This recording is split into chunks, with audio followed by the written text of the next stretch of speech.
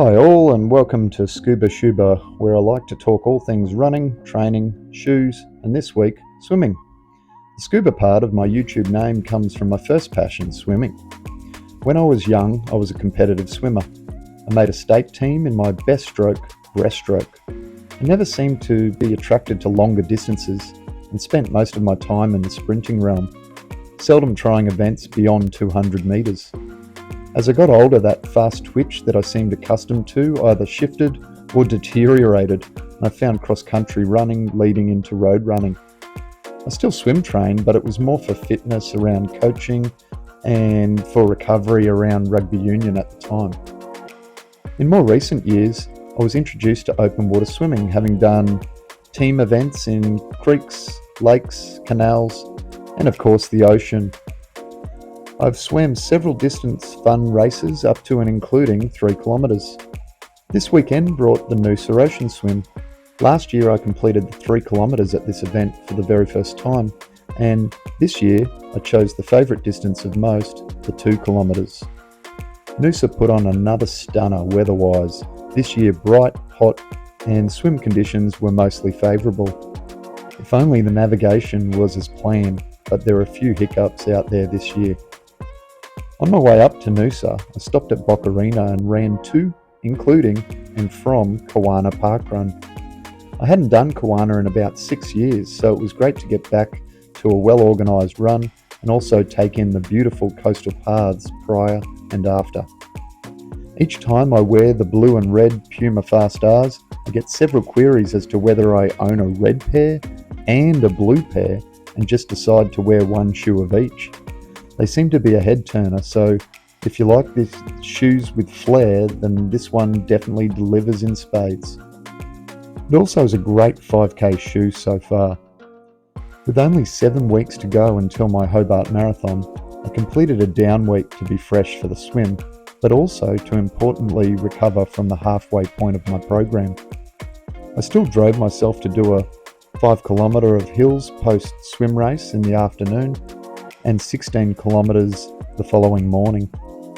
My Garmin is giving me great hope, telling me that I'm on track for a 3 hour 13-minute marathon, but I take that prediction with a grain of sand. I know my goals, I know what I'm after, and I'm not going to dream too far ahead of my plans that I've made, as enjoyable as it may be to see that on my wrist. Last episode I mentioned about Parkrun removing their statistics for so-called inclusivity's sake. Numerous stories have come out saying that the real reason may be that transgender male-to-female converters were taking female-earned records, and this was the knee-jerk reaction to that. The CEO released a statement post-removal trying to explain with no real reasoning, and several parkrun advocates have asked for him to step down. There is also a petition to reinstate the statistics with over 18,000 signed, but I can't see the stats returning unless the CEO is replaced, and then that could be the new CEO's first act perhaps, acknowledging the community that keeps Parkrun going. The fact that the community really wasn't warned and consulted during this process seems to have outraged many. If it doesn't happen, I think the door has just swung open for someone or a group to form their own version and invite people that have distaste with the situation to try something new. If this occurs, in turn, I think we would see a decline in parkrun attendance and volunteering for that matter, which would directly water down the behemoth that it had become. Furthermore, it seems in the UK, where the parkrun is government funded, there are calls for them to pull that funding. What do you think? Let me know in the comments. I mentioned recovery earlier and decided to go for a magnesium float after my morning run on Saturday. During this marathon training block, I've planned to do this once a month for recovery, but also to enrich the body prior to events. The swim followed the next day, so I'll do it again before the SEQ Daisy Hill late in March, and plan to again before my marathon in Hobart. I first tried this method before the Gold Coast 10K last year, and I found I had great energy and staying power in that race, running a long sought after return to the 39-minute club. Do you think there is validity in floats or other forms of recovery and restoration? Comment below with what works for you. Stretching continues for me, and I also use a percussion massage gun, particularly on my calves, quads, hams and glutes. In S&C, I think I'm good at the C, conditioning part, but need to work more on the S. I like to think the S instead of strength for me is swim, but I could be doing more to build my muscles for better performances. We all seem to make excuses to avoid the things that we know we should do, but don't do as much as we'd like to. If you share this battle in a similar capacity, or another capacity, comment below, as I'd love to weigh in on what your struggles are. I'm sure I'm not alone. Time for a running joke. What was the runner's favourite class in school?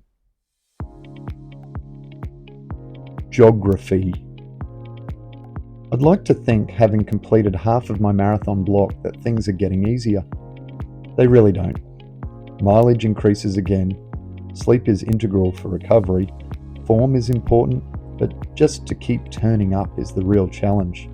I take solace in knowing that shortly after that late March trail race, I'll be on the downhill slope into tapering before the big one. It's time to check myself, make sure I'm committed to the mission, and make it happen. One more joke, why not? What do you say to a runner who has just recorded a personal best? Looks like you had a great time. That's all I have for you this week. If you enjoyed today's episode, please consider clicking the thumbs up, like button. Take a look at my previous episodes, and if you enjoy, subscribe for more so that you're in the loop, and also hit the PB bell to be notified when new episodes drop. Remember, the bottom of your soul helps you roll. Just take it, run day at a time. Bye for now.